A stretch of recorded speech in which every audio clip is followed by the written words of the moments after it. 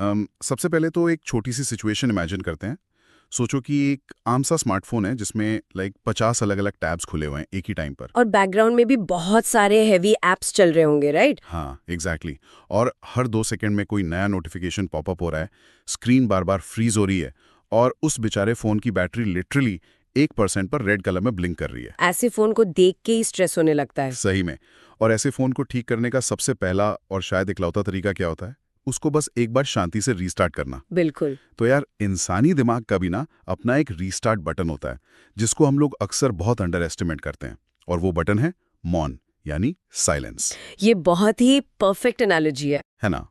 तो आज की इस स्पेशल डीप डाइव में हम लोग एक बहुत ही माइंड ब्लोइंग किताब एक्सप्लोर करने वाले हैं, जिसका नाम है द पावर ऑफ साइलेंस, जिसे ग्राहम टर्नर ने लिखा है। जो कि अपने आप में एक बहुत गहरी एक्सप्लोरेशन है। हाँ, और आज इस चर्चा का हमारा मिशन ये समझना है कि यार, आज की इस भागदौड़ और शोर से भरी दुनिया में चुप रहना कोई खालीपन या उदासी की निशानी नहीं है, बल्कि ये आज की सेंचुरी का सबसे बड़ा सर्वाइवल स्किल है। सही बात है, क्योंकि देखा जाए तो फोन को तो इंसान दिन में 10 बार रीस्टार्ट कर लेता है, लेकिन अपने ही नर्वस सिस्टम को हम लोग सालों तक बिना रुके एक डेंजरस ओवरड्राइव मोड में चलाते रहते हैं। लिटरली सालों तक। ग्राहम टर्नर की जो खुद की कहानी है ना, वो इसका सबसे बड़ा एग्जाम्पल है। मतलब टर्नर कोई सन्यासी या साधु नहीं थे, वो एक बेहद सक्सेसफुल जर्नलिस्ट थे। मतलब उनका तो काम ही यही था, राइट? लोगों से बातें करना। एग्जैक्टली। उनका पूरा करियर ही दूसरों की कहानियां सुनने, इंटरव्यूज लेने और दुनिया भर के शोर शराबे के बीच रहने पर टिका था। लेकिन इस लगातार चलने वाले शोर ने उनके अंदर एक बहुत बड़ा क्राइसिस पैदा कर दिया। वेट, कैसा क्राइसिस? एक दिन उन्हें अचानक ये रियलाइज हुआ कि दशकों तक दूसरों की आवाजें दुनिया तक पहुंचाते पहुंचाते वो खुद अपनी अंदर की आवाज को पूरी तरह से खो चुके हैं। ओह वाओ, ये तो बहुत डरा देने वाली सिचुएशन है ना? एक ऐसी जगह जहां इंसान को ये तो पता होता है कि पूरी दुनिया क्या सोच रही है, लेकिन उसे ये ही नहीं पता होता कि वो खुद अंदर से क्या फील कर रहा है। भाई, ये सुनकर ना मुझे एक बात याद आ रही है। सोचो, हम लोग सुबह आंख खुलते ही सबसे पहले अपना सोशल मीडिया फीड चेक करते हैं, और उस पर मुझे एक छोटी सी शायरी याद आ गई। अरे वाह, सुनाओ। शोर की इस भीड़ में हम कुछ ऐसे खो गए, खुद को सुनने की फुर्सत ही नहीं और औरों के हो गए। क्या बात है! ये लाइंस लिटरली आज की जनरेशन की रियलिटी को कैप्चर करती हैं। लेकिन एक बहुत इंटरेस्टिंग साइकोलॉजिकल पजल भी तो है यहाँ पर। अगर हम थ्योरी के हिसाब से सोचें तो शांति और साइलेंस से हमें सुकून मिलना चाहिए, राइट? हाँ, लॉजिकली तो यही लगता है। लेकिन रियलिटी में क्या होता है? जब भी हमारे कमरे में एकदम सन्नाटा होता है ना, तो हम लोग बेचैन हो जाते हैं। हम तुरंत टीवी चालू कर देते हैं या बैकग्राउंड में कोई गाना चला देते हैं, ताकि वो सन्नाटा ना चुभे। वही ना। तो क्या ये लगातार बजने वाला शोर एक डिफेंस मैकेनिज्म बन चुका है हम सबके लिए? मतलब एक ऐसा भारी ब्लैंकेट जिसके नीचे हम अपने ही दिमाग के बिखरे हुए ख्यालों को छुपा रहे हैं, ताकि हमें उनका सामना ही ना करना पड़े। ये बहुत ही डीप थॉट है, और पता है, न्यूरोबायोलॉजी और साइकोलॉजी दोनों ही इस बात की तरफ इशारा करते हैं। अच्छा, किस तरह से? इंसानी दिमाग को एक्चुअली लगातार किसी ना किसी स्टिम्युलेशन यानी उत्तेजना की डीप एडिक्शन हो चुकी है। मतलब वही डोपामीन वाला चक्कर। एग्जैक्टली। जब हर वक्त कोई ना कोई इन्फॉर्मेशन, नोटिफिकेशन या आवाज दिमाग तक पहुंचते हैं, तो हमारा ब्रेन डोपामीन रिलीज करता है। सही। दिमाग को लगता है कि वो कुछ प्रोडक्टिव कर रहा है, भले ही वो बस मीम स्क्रॉल करना ही क्यों ना हो। सही बात है, हम घंटों रील्स देखते हैं और लगता है बड़ा काम कर लिया। और ये लगातार चलने वाली स्टिमुलेशन हमारे पूरे नर्वस सिस्टम को बुरी तरह थका देती है। लेकिन जब ये शोर अचानक बंद होता है, तो दिमाग एक विड्रॉल फेज में चला जाता है, जैसे किसी एडिक्शन को छोड़ने पर होता है। हाँ, साइलेंस हमें इसलिए नहीं डराता क्योंकि वो खाली है, वो इसलिए डराता है क्योंकि जब बाहर का शोर रुकता है तो अंदर का शोर बहुत तेज हो जाता है। हाँ, मतलब जो चीजें हमने दबा रखी थी। बिल्कुल। दबे हुए दर्द, अधूरे सपने, आगे क्या होगा उसकी चिंता, ये सब उस सन्नाटे में चीखने लगते हैं। ये सुनकर मुझे टर्नर का वो इंग्लैंड का मॉनेस्ट्री वाला एक्सपीरियंस याद आ गया, वो जो उन्होंने किताब में लिखा है। हाँ, जब वो वहाँ कुछ दिन साइलेंस में बिताने गए थे। हाँ भाई, कोई बातचीत नहीं, कोई फोन नहीं, और स्टार्टिंग के 2 दिन तो उनके लिए लिटरली किसी टॉर्चर से कम नहीं थे। उनका दिमाग सच में चीख रहा था कि किसी से बात कर लो या कम से कम कोई किताब ही पढ़ लो। राइट। लेकिन फिर तीसरे दिन एक मैजिक हुआ। उनका मन शांत होने लगा और वो अपने ही थॉट्स को एक ऑब्जर्वर की तरह देख पा रहे थे, बिना उनमें उलझे।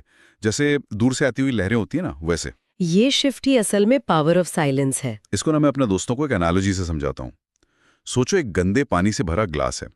अगर हम उस ग्लास को लगातार हिलाते रहेंगे तो पानी हमेशा मटमैला ही रहेगा। बिल्कुल। हमें उस गंदगी को हाथ डालकर निकालने की जरूरत नहीं है, हमें बस उस ग्लास को हिलाना बंद करना है। साइलेंस भी वही काम करता है। वो उस मेंटल गंदगी को ऑटोमेटिकली सरफेस पर सेट होने का चांस देता है। ये ग्लास वाली एनालॉजी ना इस पूरे प्रोसेस के साइंस को बहुत ब्यूटीफुली समझाती है। Thank you. जब टर्नर पहले 2 दिन बेचैन थे तो उनका दिमाग असल में उस ग्लास को हिलाने की जिद कर रहा था, क्योंकि उसको उस मटमैले पानी की आदत हो गई थी। Make sense. ये जो तीसरे दिन वाला शिफ्ट है, ये प्रूव करता है कि मौन कोई ऐसी चीज नहीं है जिसे करना पड़ता है, बल्कि ये एक ऐसी स्टेट है जिसमें होना पड़ता है। पर आजकल लोगों के पास होने का टाइम कहाँ है? हम लोग टाइम को बस यूटिलिटी के लेंस से देखते हैं। सही कहा। अगर किसी को बोलो कि भाई 15 मिनट बस चुपचाप बैठ जाओ, तो पहला सवाल आता है कि इसका फायदा क्या होगा जी। क्या इससे मेरी प्रोडक्टिविटी बढ़ेगी? हम भूल गए हैं कि बिना किसी मकसद के बस एग्जिस्ट करना भी एक जरूरत है। और अगर हम इस एटीट्यूड के रूट में जाएं तो एक बहुत बड़ा कल्चरल डिफरेंस दिखता है। वेस्टर्न और ईस्टर्न कल्चर वाला। हाँ, वेस्टर्न सिविलाइजेशन में हिस्टोरिकली साइलेंस को हमेशा एक एम्प्टी स्पेस या वॉइड के रूप में देखा गया है।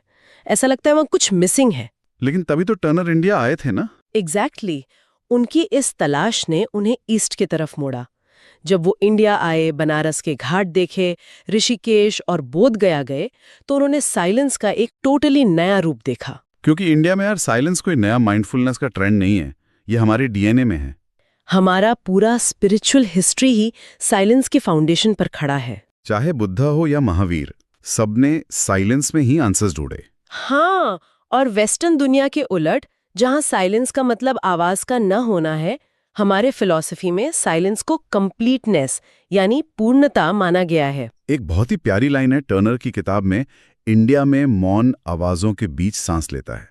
Like silence breathes between the sounds. कितना गहरा थॉट है ये। यहाँ साइलेंस एक डरावना सन्नाटा नहीं है, बल्कि एक लिविंग एनर्जी है। जब सब एक्सटर्नली चुप हो जाता है, तब हम अपना इंटरनल डायलॉग सुन पाते हैं। पर ये इंटरनल डायलॉग आज के टाइम में मेंटेन करना बहुत मुश्किल हो गया है। हाँ यार, आज हमारा कल्चर कंप्लीटली एक्सप्रेशन पर टिका है, रिफ्लेक्शन पर नहीं।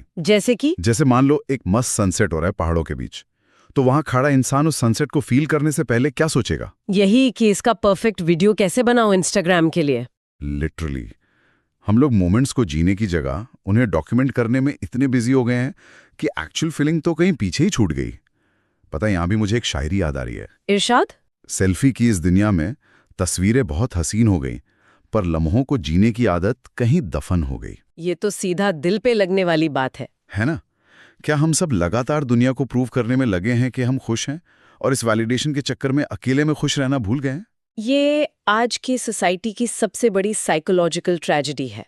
इस डोपामीन के खेल में इंसान का ब्रेन इस तरह प्रोग्राम हो गया है कि जब तक बाहरी दुनिया किसी मोमेंट पर वैलिडेशन की मुहर नहीं लगाती, तब तक वो अनुभव अधूरा लगता है। True, 100% true. जब हम किसी खूबसूरत पल को तुरंत कैमरा में कैद करने दौड़ते हैं, तो असल में हम उस पल की वास्टनेस से, उसकी विशालता से घबरा रहे होते हैं। वेट, हम डरते हैं अच्छे मोमेंट से। उस रॉ इमोशन को फील करने के लिए जिस गहरे मौन की जरूरत होती है, वो डरावना लगता है। तो हम उस फीलिंग को एक डिजिटल पोस्ट में बदलकर खुद से दूर कर देते हैं। क्रेजी, ये पर्सपेक्टिव तो सोचा ही नहीं था। इसीलिए टर्नर का इंडिया का अनुभव सिखाता है कि जो इंसान नदी किनारे बैठकर बस उसे बहते हुए देख रहा है, वो खाली नहीं बैठा है, वो उस पल में पूरी तरह प्रेजेंट है। और ये चीज उसको दुनिया से काटती नहीं है, बल्कि जोड़ देती है। पर चलो ठीक है, ये पहाड़ों और नदियों की फिलोसॉफिकल बातें तो बहुत बढ़िया लगती हैं, पर प्रैक्टिकल लाइफ का क्या? वही, जो इंसान इस वक्त शहर के ट्रैफिक में अटका है या अपने ऑफिस प्रोजेक्ट के स्ट्रेस में पागल हो रहा है, उसको इस साइलेंस से प्रैक्टिकली क्या मिलेगा? किताब इसका बहुत ही सॉलिड और क्लियर जवाब देती है। साइलेंस का सबसे पहला गिफ्ट है क्लैरिटी, यानी स्पष्टता। क्लैरिटी, क्योंकि हम दिन भर इतनी आवाजों से घिरे रहते हैं ना।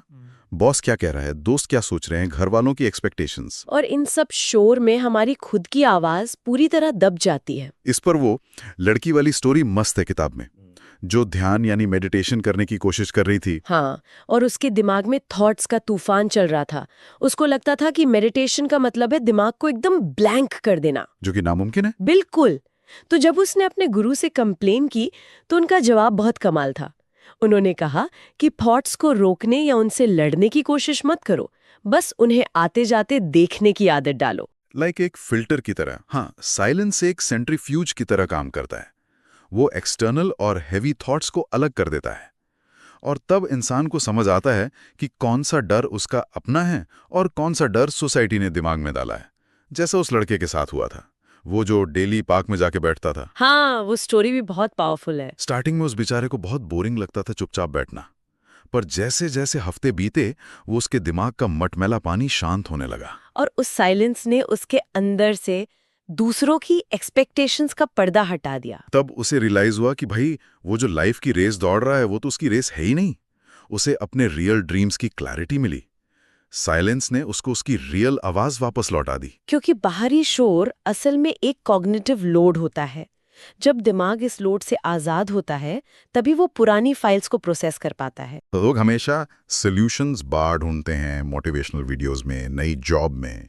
पर उस लड़के ने बाहर कुछ नहीं खोजा। उसे पता चला कि आंसर्स उसके अंदर पहले से थे, बस उन्हें सुनने के लिए कमरे का शांत होना जरूरी था। बाप रे, ये तो डीप हो गया। पर अब एक और बड़ा चैलेंज है। चलो, क्लैरिटी मिल गई, इंटरनल पीस मिल गया, पर इसको लाइफ भर कैरी कैसे करें? इस सवाल का जवाब टर्नर को जापान के ज़ेन मॉनेस्ट्रीज में मिला। हाँ, ज़ेन मॉनेस्ट्रीज, जहाँ साइलेंस की डेफिनेशन थोड़ी अलग है। बहुत अलग है। वहां साइलेंस का मतलब ये नहीं कि कोई बोल नहीं रहा या एकदम पिन ड्रॉप साइलेंस है। तो वहाँ क्या मतलब है? ज़ेन में साइलेंस का मतलब है फुल अवेयरनेस। मतलब अगर तुम चाय भी बना रहे हो तो पानी उबलने की आवाज, कप रखने की आवाज, हर एक ध्वनि को पूरी चेतना और सम्मान के साथ फील करना, यही उनके लिए मौन है। हम लोग तो अपनी आधी लाइफ लिटरली ऑटो पायलट पर जीते हैं यार। वही तो, हम खाना खाते हैं पर टेस्ट नहीं करते, चलते हैं पर कदमों को फील नहीं करते। ज़ेन सिखाता है कि साइलेंस दुनिया को म्यूट करना नहीं है, बल्कि अपने अंदर की चेतना के वॉल्यूम को बढ़ाना है। जिना टर्नर हिमालय गए थे, तब उन्होंने एक लाइन लिखी थी पहाड़ों के लिए। Mountains are not quiet because they lack of voice, they are quiet because they are complete. यानी पहाड़ इसलिए चुप नहीं है क्योंकि उनके पास आवाज नहीं है, वो इसलिए चुप हैं क्योंकि वो पूर्ण हैं। कितना परफेक्ट ऑब्जर्वेशन है। पर देखो, पहाड़ों वाली कंप्लीटनेस सुनने में तो बहुत मैजिकल लगती है, पर मेरा है एक छोटा सा पुशबैक है। कैसा पुशबैक? देखो यार, एक पहाड़ को हर महीने ईएमआई तो भरनी नहीं होती ना। हाँ, बिल्कुल नहीं। पहाड़ को सुबह लोकल ट्रेन के धक्के खाकर किसी गुस्से वाले बॉस को रिपोर्ट भी नहीं करना होता। एक मॉनेस्ट्री में बैठकर शांत रहना आसान है, पर मुंबई या दिल्ली की भीड़ में काम करने वाला स्टूडेंट या एम्प्लॉई ये साइलेंस कैसे अप्लाई करे? ये बहुत ही वैलिड और प्रैक्टिकल क्वेश्चन है, और टर्नर ने इस रियलिटी को इग्नोर नहीं किया है। तो उन्होंने क्या सोल्यूशन दिया? उनका जवाब ये नहीं है कि अपना सब कुछ छोड़ दो और गुफा में चले जाओ। वो कहते हैं कि दुनिया कभी शोर करना बंद नहीं करेगी, लेकिन हम उस शोर पर अपना रिएक्शन रोक सकते हैं। वो जापानीज मंक वाला एग्जाम्पल ना? हाँ, वो मंक पहाड़ों में नहीं बल्कि एक बिजी शहर के बीच रहता था। और जब उससे किसी ने पूछा कि इतने शोर में शांत कैसे रहते हो, तो उसने बोला कि उसने बाहर की आवाजों को नहीं, बल्कि अपने अंदर के रिएक्शंस के वॉल्यूम को कम कर दिया है। एग्जैक्टली। मौन कोई फिजिकल जगह नहीं है जहां भाग कर जाना है। ये एक चॉइस है, एक मेंटल बाउंड्री है जो हम खुद सेट करते हैं। जैसा उस बिजी वर्किंग वुमन ने किया था किताब में, उसका शेड्यूल तो सुबह से रात तक पैक्ड रहता था। पर उसने शोर को खत्म करने की जगह बस दिन में 15 मिनट का एक साइलेंट आवर फिक्स कर लिया। सिर्फ 15 मिनट? उन 15 मिनट में कोई फोन, कोई पॉडकास्ट नहीं, कुछ नहीं, बस अकेले शांति से बैठना। और उस छोटे से स्टेप ने उसकी नींद ठीक कर दी, स्ट्रेस कम कर दिया। 15 मिनट में उसके सिस्टम को वो रीस्टार्ट मिल गया जिसकी जरूरत थी। भाई, 15 मिनट तो हम लोग वैसे ही रील स्क्रॉल करने में निकाल देते हैं, पर पता है, ये रीस्टार्ट सिर्फ खुद के लिए नहीं है, रिलेशनशिप्स में भी साइलेंस बहुत काम आता है। बहुत ज्यादा। हम अक्सर सोचते हैं कि हर प्रॉब्लम का सल्यूशन बात करने से ही निकलेगा। Over communication, right? हर चीज डिस्कस करनी है। हाँ, पर टर्नर ने शेयर्ड साइलेंस यानी साझा मौन की पावर की बात की है। कभी कभी शब्द सिचुएशन को और बिगाड़ देते हैं, क्योंकि शब्दों के साथ ईगो और जजमेंट्स भी आते हैं। लेकिन जब दो लोग बिना कुछ कहे एक साथ शांति से बैठते हैं तो वो एक सेफ साइकोलॉजिकल स्पेस बनाता है। उस माँ और बेटी की कहानी सुनकर तो सच में रोंगटे खड़े हो गए थे मेरे, जो सोर्सेज में थी। वो सच में बहुत इमोशनल है। सालों की दूरी थी उनके बीच। हाँ, उनके बीच इतना गुस्सा और कड़वाहट थी कि अगर वो बात करना शुरू करते तो कंफर्म एक और भयानक लड़ाई हो जाती। लेकिन जब वो मिले तो उन्होंने कुछ कहा ही नहीं। बस एक कमरे में साथ चुपचाप बैठे रहे, और उस शेयर्ड साइलेंस ने उनके पुराने घाव भर दिए। जो शायद 1000 सॉरी बोलने से भी नहीं भरते। इस पर मेरी एक आखिरी शायरी आज के लिए। प्लीज सुनाओ। जिन जज्बातों को शब्द न मिल सके उन्हें खामोशी ने आकर छू लिया। गिले शिकवे थे 1000 होठों पर एक चुप ने सब कुछ धो दिया। उफ, ये बहुत ही खूबसूरत है। और पता है ऐसा क्यों होता है साइंटिफिकली? क्यों? क्योंकि उस साइलेंस में कोई डर नहीं होता।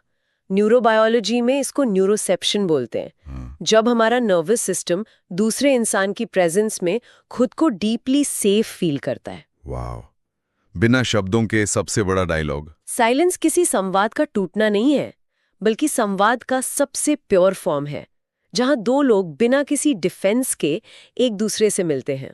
तो अगर हम इस पूरी माइंड ब्लोइंग डिस्कशन को समराइज करें दोस्तों, तो सबसे बड़ा टेकअवे यही है, साइलेंस यानी मौन कोई वीकनेस नहीं है। ये शोर से भरी दुनिया में खुद को बचाने की शील्ड है। टर्नर सर ने बहुत सही लिखा है कि लाइफ की रियल रिचनेस तब शुरू होती है जब शोर खत्म होता है। और इस रिचनेस को पाना किसी के लिए मुश्किल नहीं है। दिन में बस 10 मिनट खुद को फोन से दूर रखो, नेचर के साथ रहो, या बिना म्यूजिक के थोड़ी देर बैठो। छोटे छोटे चॉइसेस जो लाइफ और मेंटल हेल्थ दोनों बदल सकते हैं। साइलेंस दुनिया से दूर नहीं करता, दुनिया के शोर के बीच अपने वजूद को जिंदा रखना सिखाता है। एकदम सही कहा। तो आज इस सफर को खत्म करने से पहले मैं हम सब के लिए एक छोटा सा थॉट छोड़कर जाना चाहता हूं। सोचो, हम दिन भर में हजारों शब्द बोलते हैं, मैसेजेस भेजते हैं, वीडियोस देखते हैं, लेकिन क्या ये पॉसिबल है कि हमारी लाइफ की सबसे इंपॉर्टेंट और लाइफ चेंजिंग कॉन्वर्सेशन वो हो जिसमें एक भी शब्द ना बोला गया हो? सोचने वाली बात है। लगातार आवाजों से घिरे रहने की जिद में हम अपनी ही आवाज सुनने से चूक रहे हैं। इस एक सवाल के साथ आज के इस डीप डाइव को यहाँ फिनिश करते हैं। ऐसे ही शांत और गहरे सफर पर आगे भी चलते रहेंगे। बिल्कुल, हमारे साथ इस डीप डाइव में जुड़े रहने के लिए बहुत बहुत शुक्रिया। मिलते हैं नेक्स्ट टाइम।